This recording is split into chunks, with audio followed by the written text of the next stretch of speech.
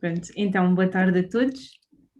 Eu e o Miguel somos membros da Comissão de Responsabilidade Social da Associação de Estudantes da Faculdade de Ciência e Tecnologias e, antes de mais, queria agradecer a presença de todos os participantes que estão aqui na sessão, em especial do nosso orador de hoje que se disponibilizou para vir até aqui falar sobre um tema tão importante e que continua a ser atual, que é o racismo. Portanto, eu vou agora apresentar o Ayrton Kaiser, que é licenciado em Relações Internacionais e está a tirar um mestrado em História Moderna e Contemporânea. Portanto, vou agora passar a palavra ao Miguel. Força. Obrigado, Joana. Então, para fazer um bocadinho um pequeno enquadramento desta questão do racismo, eu ia começar por perguntar a Ayrton que acontecimentos históricos é que estiveram na gênese do racismo, em particular em Portugal, ou na cultura portuguesa. Ok, também vou aproveitar por começar por agradecer pelo convite e corrigir aqui alguma coisa. Eu já não estou no mestrado, já há algum tempo, mas pronto, podemos começar então. Obrigado novamente pelo convite. Especialmente do racismo português, que acontecimento é que poderá estar na gênese? Eu diria que seria exatamente o contacto com outros povos a partir do momento das expedições marítimas, não é? Lá está, para isso temos que perceber melhor o que é o racismo, não é? É todo um sistema para além de criação de preconceitos, é materialização realização desses preconceitos, que é a discriminação, e ele é sistémico, não é? Ou seja, ele reproduz-se de várias formas na sociedade. E o português, o racismo, o português acaba por acontecer para justificar a exploração que passou a acontecer, não é? O racismo, para além de ser essa exploração de uma outra raça, etnia, é também justificá-la, não é? A criação da raça portuguesa e a criação do outro, não é? É assim que começa o racismo português, através do contato com outros povos. Uhum. Joana, se calhar... Sim, eu posso avançar então, sim. Pronto, agora já estivemos aqui a definir um bocadinho o racismo, mas particularmente mais em específico, o que é o racismo estrutural? Eu diria que é quando temos uma sociedade cuja estruturação é feita pela raça, ou seja, na identificação do eu e do outro e dessa estratificação, não é? E isso acontece na sociedade portuguesa como disse, a partir do momento do contacto com outros povos, em que tem que justificar a exploração dessas pessoas, o porquê daquelas pessoas, de ser legítimo aquelas pessoas serem exploradas, aqueles territórios serem explorados, isto é, não apenas do ponto de vista material, não é, mas também moral, ou seja, aquilo que se pode fazer lá, mesmo que seja imoral cá, lá é completamente legítimo, porque aquelas pessoas não merecem, não merecem ser julgadas à mesma luz, à luz da mesma moral que são julgadas na metrópole, digamos. E é assim que se desenvolve o racismo português, né? De mãos dadas com o colonialismo, e vem-se reproduzindo até aos dias de hoje na sociedade portuguesa contemporânea. E ele vai se manifestando de várias formas, porque lá está, os preconceitos vão aumentando também e são cada vez mais materializados em várias formas. No racismo português, na sociedade portuguesa, ele é estrutural porque se manifesta em vários setores diferentes, vai desde a habitação, ao acesso à saúde, principalmente o acesso a recursos, não é? E quando vamos falar disso, no fundo é o acesso à educação, é o acesso à habitação condigna, é o acesso a tanto outros meios que podem facilitar a vida ou que são, na verdade, fundamentais, não é? para a vida em sociedade, começando pela lei da nacionalidade e acabando com o acesso à saúde, por exemplo. Ok, aqui, pronto, já falaste um bocadinho disso agora, mas apanhando essa questão exatamente, que fatores é que consideras que atualmente mais justificam esta existência do racismo estrutural em Portugal? E exemplos, pronto, já deixo aqui alguns que estavas a falar. O que vai mantendo isto é a negação. Portugal ainda está numa fase de negação do seu racismo. Ele é tão óbvio para umas pessoas, mas é inexistente para outras, não é? E não é só porque não sofrem na pele, porque há pessoas que acabam por sofrer e não reconhecer. Lá está, quando estamos em negação, não reconhecemos as coisas, e isso se calhar é o maior impedimento para que o possamos resolver. Portugal tem muito que fazer nesse aspecto, não é? Primeiro temos de reconhecer, não é? Portanto, Portugal tem que passar pelo reconhecimento do seu passado colonial, tem de se retratar com ele, temos que parar de contar a história de uma certa forma, e para podermos avançar para a fase de reparação, não é? Primeiro temos que reconhecer, sentir a culpa e depois ainda passar para a reparação. Lá está, ainda estamos na fase da negação. Mas sim, acho que a negação é o principal fator que vai mantendo o racismo tão vivo na sociedade portuguesa. Uhum. E consideras que, por exemplo, será sobretudo através da educação o principal meio para mudar esse paradigma? A educação, quando dizes educação, estás a dizer educação no sentido... Formação cívica formação dos cidadãos. Cívica, ok. Sim. Lá está, é exatamente isso. Como disse, tem de se retratar, tem de se reconhecer e passar a reeducar as pessoas noutro sentido. E isto começa logo com o ensino da história, não é? Porque só sabendo a história é que podemos reconhecer cada passo e depois desconstruir a maneira como construímos esta sociedade portuguesa, desde a construção do eu, da identidade nacional portuguesa, ao outro que aqui vem, que agora já é uma pessoa que nasce cá e se calhar já nasce cá há 2, 3 gerações, já tem 2, 3, 4, 5 gerações nascidas cá. Na verdade, nós já tivemos deputados negros na Primeira República. Nós estamos aqui há 2 dias e essas pessoas já discutiam estas questões desta altura. Portanto, não há nada de novo que se esteja a dizer. Praticamente, se calhar, basicamente, estamos a ter pessoas novas a reconhecer este fenómeno na sociedade portuguesa.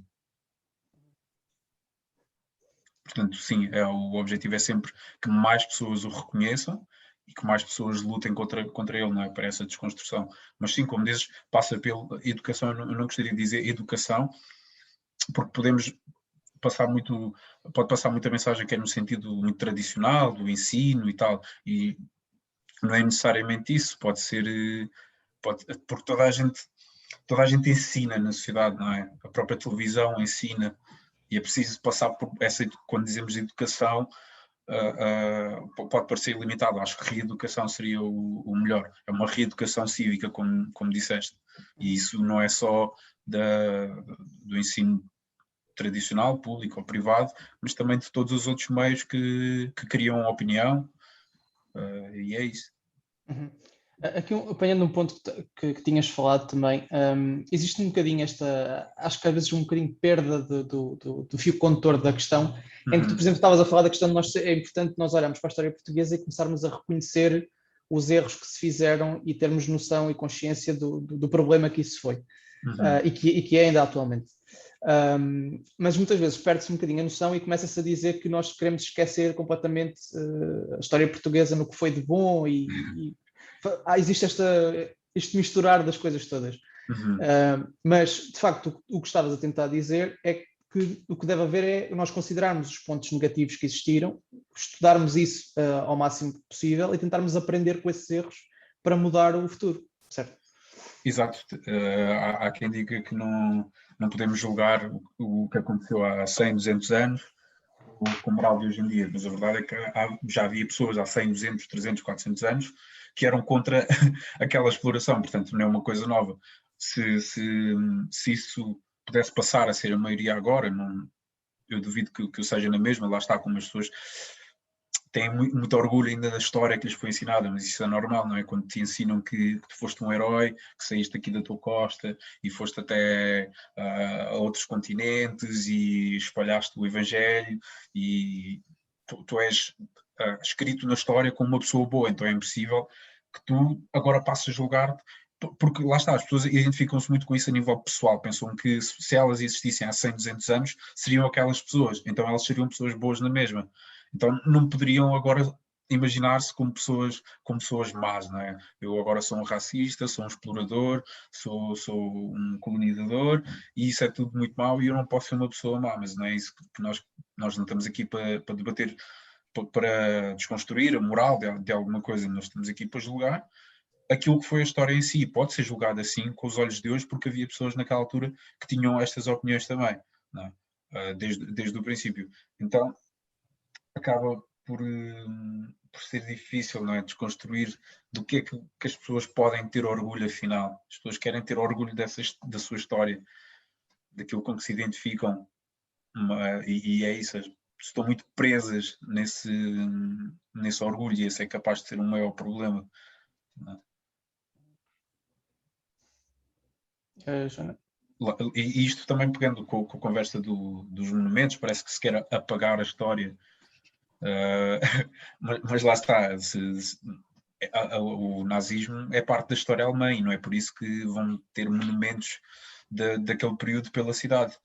Apesar de faz parte da história, está nos livros, as pessoas estudam, mas não precisa. Um monumento é um ato de celebração, mesmo que tenha sido feito há 100 anos, se ele existir hoje, ele continua a ser um ato de celebração. Ele é um marco numa cidade em que cada pessoa que passa por ela vai sentir que alguma coisa foi celebrada aqui, e faz sentido discutir. Ainda temos que ter orgulho nisto. Se não tivermos, acho que faz todo sentido não termos esse tipo de memória. Aliás, temos que criar outro tipo de memória, não é? Mas já agora, será possível tentar, ou seja, continuarmos a perceber o que é que foi o descobrimento do ponto de vista, por exemplo, científico e tecnológico, dos avanços que se fizeram, e ao mesmo tempo nós, obviamente, vermos que também teve aquele lado mau, que teve que ser, pronto, que tem que ser, obviamente, estudado e mudado. Ou seja, tentar conciliar o facto de não estarmos a tornar os descobrimentos quase uma poesia lírica, como fosse tudo bom, mas também não estar a dizer que foi exatamente tudo ao máximo mau. Ou seja, tentar ver também o que é que houve de bom, por exemplo, em ciência, em tecnologia. Mas eu acho que não, desculpa interromper, eu acho que não dá para separar esse desenvolvimento da exploração, não é?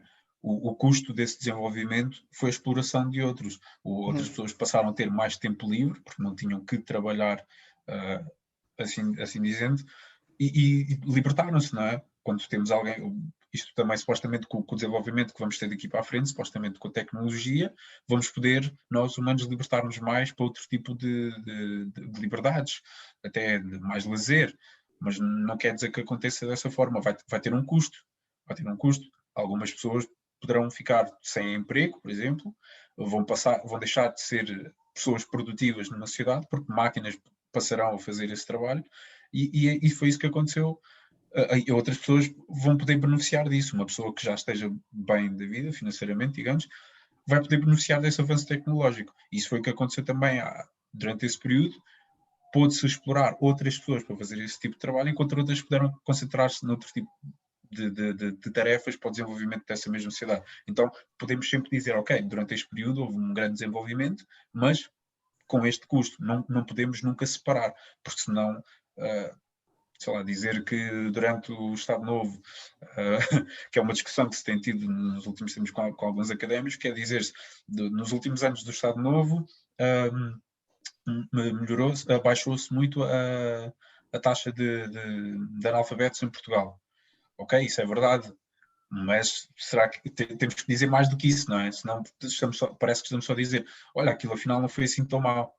Não podemos fazer isso, eu acho. Acho que temos essa responsabilidade, como dizia há pouco, eu estive em História, acho que os historiadores e todos nós que acabamos de reproduzir a história, temos essa responsabilidade de a contar com algum discernimento.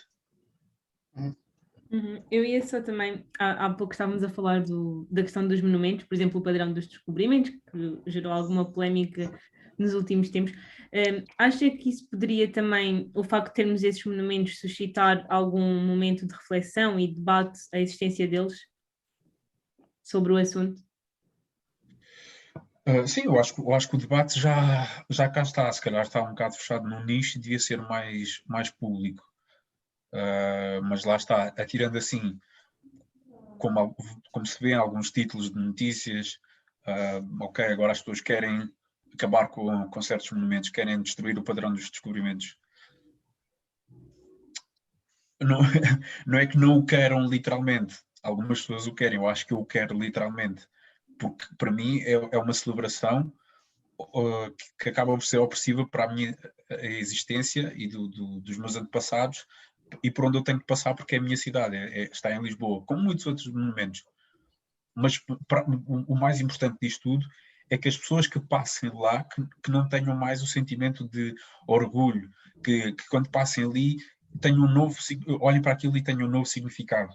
Que quando cheguem ali não pensem, estes aqui são os meus antepassados que saíram e foram explorar o mundo e por causa disso construímos um império. E se calhar melhor pensar, estas pessoas saíram daqui e foram explorar outros povos e foi por isso que pudemos desenvolver. Não é? Pensar, será que isso é bom ou é mau? Será que eu tenho que ter orgulho nisso? Eu posso reconhecer, essa história aconteceu, mas tenho que ter orgulho nisso? Não necessariamente. São os teus antepassados, mas não tens de ter orgulho nessa história. Portanto, lá está, é dar um novo significado aos monumentos, se não o pudermos destruir. Quando fizermos visitas de estudo à Torre de Belém, ao padrão dos descobrimentos, é ensinar-nos que isto é um outro significado para outras pessoas. Miguel, se quiseres avançar agora. Sim, já agora, pegando também um bocadinho neste aspecto, quais livros, filmes ou até séries ou outros que achas que conseguem expor bem estas temáticas que nós estamos aqui a falar? Ok, eu opto sempre por livros, porque acho que séries ou filmes podem ser assim um bocado mais efêmeros. Livros até... começando por Portugal, não é? Acho que faz sentido este livro da Joana Gurjão Henriques, que é o Racismo em Português. Explica bem, dá um novo significado ao colonialismo português através da perspectiva das pessoas que foram colonizadas e com história mesmo, e está a contar como é que eram as coisas, como é que eram as leis, as práticas todas que moldaram não só a sociedade portuguesa colonial, como ainda se reproduzem no dia de hoje nessas sociedades. Práticas que ainda se mantiveram, não que sejam boas, mas lá está, é difícil o processo de descolonização, ainda mais em alguns países que acabaram por ter guerras civis, como a Guiné ou Angola, ou Moçambique também. É isso. Começaria por aí. Há um outro livro que eu não tenho aqui agora, tenho emprestado, do Frantz Fanon, isto já mais numa perspectiva global, do colonialismo, que é o Condenados da Terra, do Frantz Fanon. Também acho que é um livro super interessante para quem quiser perceber melhor a dinâmica do colonialismo ou seja, lá está, eu digo colonialismo porque para mim o racismo português vem daí, e mesmo não sendo um livro de um autor português ou lusófono, continua a fazer sentido porque explica o colonialismo no seu sentido mais abrangente. Outro livro que faz sentido ler, mas neste caso já mais ao nível mais das relações interpessoais, que também não tenho aqui, está emprestado, que é o White Fragility. Eu só consegui a versão em inglês, mas já está traduzido para português, que é a Fragilidade Branca, da Robin DiAngelo. É uma autora branca, americana, mas faz sentido porque explica melhor o racismo nas relações interpessoais e da perspectiva dela, de uma pessoa, apesar de branca, mas é uma formadora antirracista, faz mais informações dentro de empresas e explica mais essa reação das pessoas brancas quando são confrontadas com o racismo, desde a negação à culpa e afins. Acho que é um livro muito interessante sobre isso. Também tenho outro aqui, que já não é tanto da perspectiva já não é tão americano, que é de uma autora britânica, que é Rennie Eddo-Lodge, que é Why I'm no longer talking to white people about racism, porque é que já não falo mais com pessoas sobre racismo, e lá está, vai na mesma linha do outro livro da Robin DiAngelo, mas também tem uma perspectiva mais histórica do racismo britânico. Pronto, são esses 4 livros, são assim mais interessantes. Os mais acessíveis, que calhar, são os 2 livros da Joana Gurjão Henriques, se encontram facilmente na FNAC, e para além da série de reportagens que ela fez para o Público, ela é uma jornalista do Público, encontra tudo muito facilmente. Acho que são 2 pontos de partida muito importantes para perceber acho que é um ponto de partida muito importante para perceber o racismo no passado, colonial, e como ele se reproduz hoje em dia. O racismo no país dos brancos costumes explica melhor como o racismo se manifesta nos vários setores da sociedade portuguesa, desde a justiça, à habitação, à saúde e afins. Acho que é mesmo muito interessante. Apanhando agora exatamente este ponto que estavas agora, com que acabaste, nós queríamos colocar aqui uma situação que muitas vezes aparece, que é, num sentido metafórico, imaginando que nós temos duas pessoas, portanto, uma branca e uma negra, portanto, que estão a competir para algum objetivo, consideras que, de alguma maneira, as pessoas brancas começam sempre com algum tipo de vantagem em relação às pessoas negras?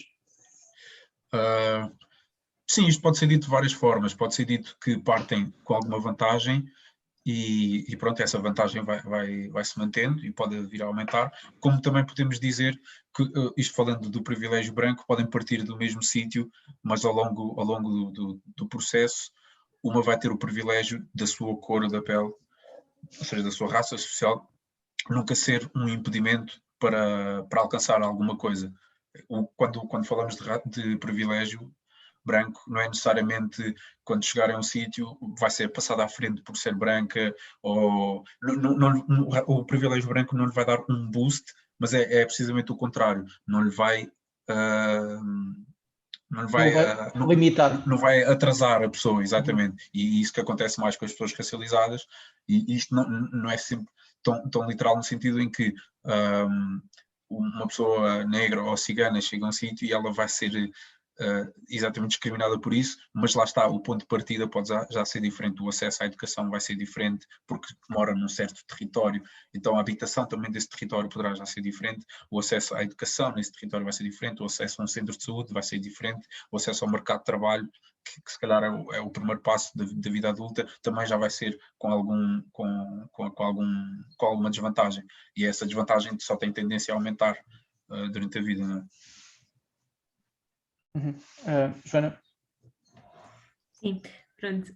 Eu ia também, agora, já que estamos aqui a falar nisto, a questão do racismo inverso. É algo que se ouve e que se discute também.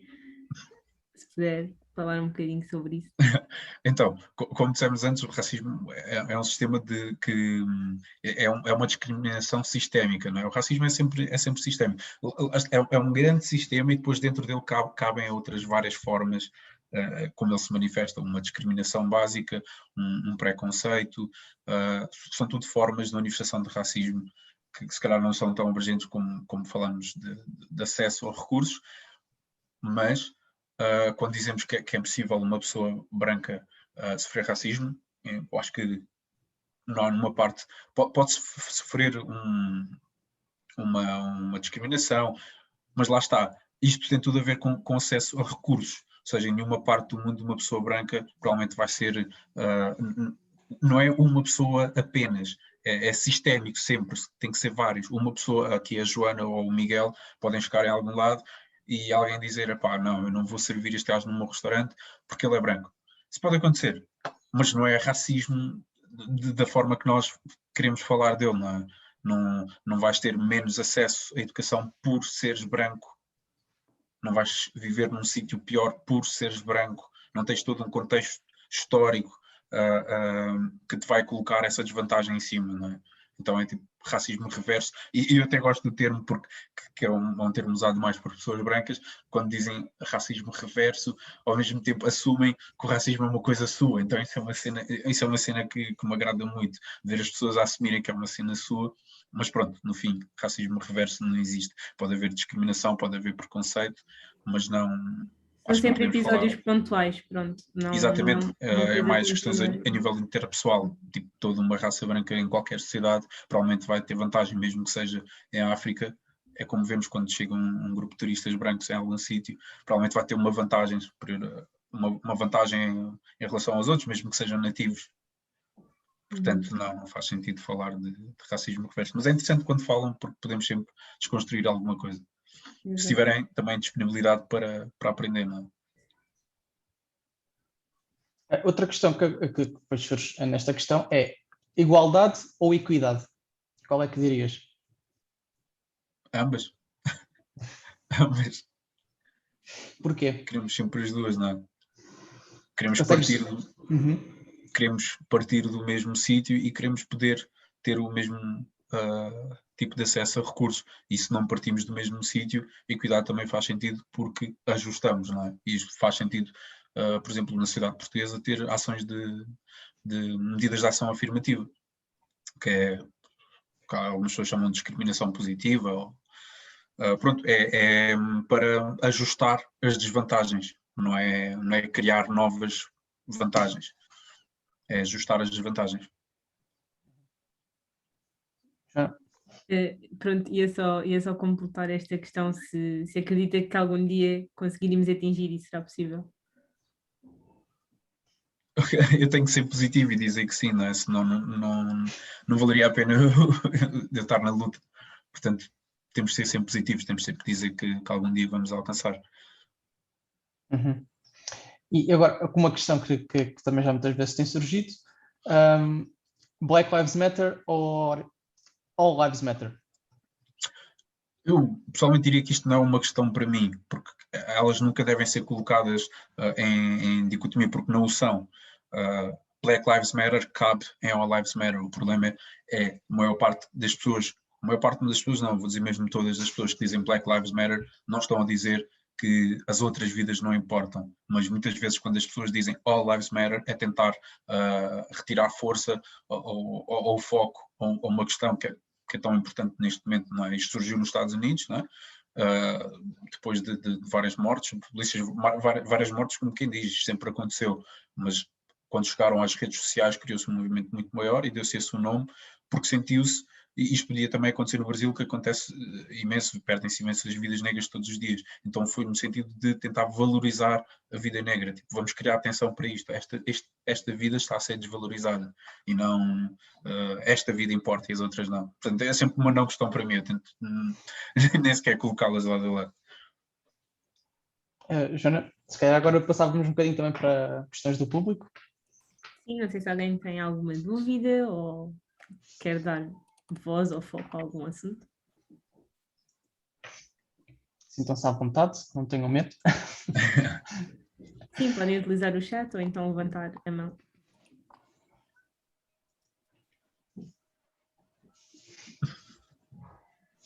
Estão tímidos. Então,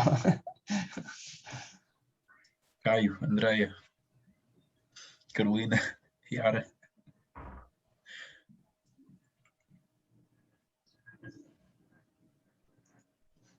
Bem, parece que não. Mas pronto, então se calhar eu... Olha, ok, afinal tem... Ok. Mas se calhar eu tenho uma questão para vocês. Pronto, saúdos pela iniciativa, não é? Eu não conhecia, não sei que conversas mais tiveram antes, mas para além de... Agradeço-vos por isso, por criar este tipo de espaços para este tipo de discussões. Podemos sempre chegar a uma pessoa e ajudá-la a compreender melhor algum fenómeno que não tenham percebido bem. Mas, para além disso, o que é que vocês acham que deve ser o vosso papel nisto, né? Se é que acham que devem ter algum papel nisto, na luta contra o racismo? Já se queres começar tu. Pronto, ok. Sim, eu acho que sim, eu acho que toda a gente tem o seu papel, não é? Pode dar o seu contributo. E nós, pertencendo a uma comissão que visa mesmo a responsabilidade social, temos ainda essa missão acrescida, não é? De trazer temas como estes, por exemplo, também já falámos sobre a desigualdade de género, falamos sobre questões de ações de voluntariado, entre outros, é mesmo alertar as pessoas para que existem problemas na sociedade, podemos melhorá-los, podemos resolvê-los, trazer soluções, trazer informação. O nosso foco é os estudantes da nossa faculdade, não é? Da FCT, mas está aberto a qualquer pessoa que queira vir assistir e que queira entrar e saber mais. Eu concordo muito também com o que a Joana estava a dizer, e em particular acho que é importante nós tentarmos também naquilo que fazemos, mesmo ao nível pessoal, sem ser, por exemplo, como comissão, tentarmos de alguma maneira colmatar aquilo que são desigualdades que existem na nossa sociedade e problemas que tenham sido, que estejam relacionados com o racismo, tentarmos combater situações em que nós claramente sabemos que são injustiças e que nós até podemos fazer algo, mas muitas vezes por inúmeras razões não o fazemos, mas tentar começar a fazer, e acho que isso são algumas das coisas assim mais importantes e mais simples que nós podemos fazer. É muito bem.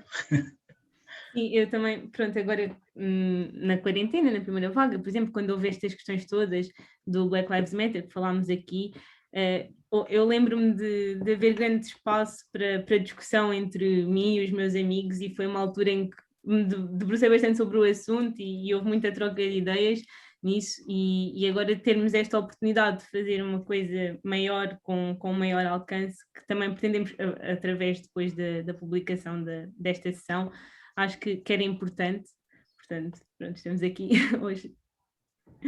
Okay. E acho que é sempre bom esta questão de haver debate, porque também a academia serve para isso e é sempre importante. Acho que há aqui várias questões do Caio. A primeira questão que ele diz é o que podemos fazer enquanto aliados para enfrentar o racismo? E a segunda questão, como podemos ajudar a tornar a sociedade portuguesa mais inclusiva? Ok. Enquanto aliados, lá está, na luta temos o papel dos aliados também. O papel dos aliados muitas vezes acaba por não ser não ocupa um lugar de fala ou de decisão, mas de escuta e de ajuda, não é? Então, se compreendem os objetivos dessa luta contra o racismo, devem também seguir aqueles que fazem a luta sua na primeira pessoa, não é? E não é seguir cegamente, mas ajudar principalmente nos lugares onde essas outras pessoas poderão não estar. Ou seja, do lugar onde tu estás, o que é que tu podes fazer? Se és, por exemplo, um recrutador de uma empresa e tu tens a noção que a tua empresa não costuma contratar pessoas racializadas, sejam elas negras, ciganas ou de outra minoria étnica, se calhar podes tentar fazer algo mais nesse sentido. Lá está, depende muito dos recursos que tens, não é uma coisa muito linear, não podemos todos fazer o mesmo, mas o essencial dos aliados, quando dizemos aliados, que estamos a falar de pessoas que provavelmente estão numa posição, não estão na posição de desvantagem que estão as pessoas racializadas, isto falando de racismo, porque poderemos ser aliados de outras lutas, não é? Então é sempre o que é que podem fazer na posição em questão, com os recursos que têm, o que é que podem fazer que as outras pessoas não conseguem. Então pronto, não consigo dizer algo mais concreto porque vai sempre depender da posição em que a pessoa está, como disse, e os recursos que tem. Mas é sempre tentar aplicar esses recursos, seja a própria plataforma, como vocês aqui têm uma plataforma e puderam criar um espaço de discussão. Acho que isso também é um bom trabalho como aliado. Eu penso que já acabaste de responder à segunda questão, mas só para confirmar que o Caio tinha perguntado como sim, é que também. podemos tornar a sociedade portuguesa mais inclusiva. Exatamente. Mas, no fundo... Exatamente, é tentar lutar para que tenhamos mais pessoas e maior diversidade em mais lugares de decisão, principalmente. Lugares de decisão. Porque são esses lugares em que, é a partir desses lugares em que se tomam as decisões que mudam e transformam a nossa sociedade. E só assim poderemos ter uma sociedade mais inclusiva. Não sei se queres acrescentar alguma questão. Pronto, eu ia só, não sei se há mais alguém, mas de forma a encerrarmos aqui este mini debate que tivemos, falar de notícias recentes que tenham despertado alguma discussão em termos de racismo, por exemplo, o caso do homicídio que houve do Bruno Candé, e outras notícias que possamos ainda falar aqui nestes minutinhos. Uhum. Exato, em relação ao julgamento do homicídio do Bruno Candé, o movimento antirracista português tem uma agenda muito própria, que também vai muito de encontro àquilo que é o contexto do racismo em Portugal, e há uma campanha, houve toda uma campanha, e há de continuar até o dia do resultado, não é? do julgamento, e depois disso também, com a criação de memória para o Bruno Candé e daquele acontecimento. E é isso, portanto, as alegações finais já foram no dia 18, há uma campanha, há aqui vários coletivos envolvidos, eu também tenho a felicidade de fazer parte dessa campanha, e é isso, é estarmos atentos e, independentemente do resultado, dar seguimento a esse objetivo de criação de memória, não só do Bruno, mas desse acontecimento que acho que deve ser sempre lembrado, juntamente a outras mortes por racismo que aconteceram em Portugal.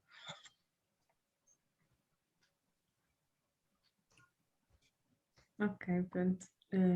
Eu acho que não temos mais questões, como ainda não recebi mais nenhuma. Sim, acho que não. Está tudo. Mas pronto, mais uma vez, obrigada, Ethan, por este bocadinho de conversa. Obrigado eu sim. E obrigado também por criarem este espaço.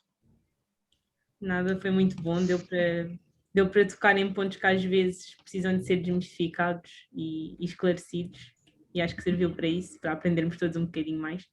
Portanto, obrigada a todos os que estiveram e pronto, vou dar a ação como terminada. Obrigado. Boa tarde. Obrigada. Tchau, boa tarde.